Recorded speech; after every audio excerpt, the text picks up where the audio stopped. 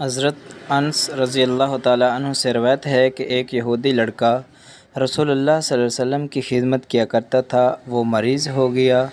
تو آپ صلی اللہ علیہ وسلم اس کی عیادت کے لیے اس کے پاس تشریف لے گئے اور اس کے سرہانے بیٹھ گئے اور اس سے فرمایا کہ تو اللہ کا دین اسلام قبول کر لے۔ اس نے اپنے والد کی طرف دیکھا جو وہیں موجود تھے، تو اس نے لڑکے سے کہا کہ تو ابو القاسم کی بات مان لے۔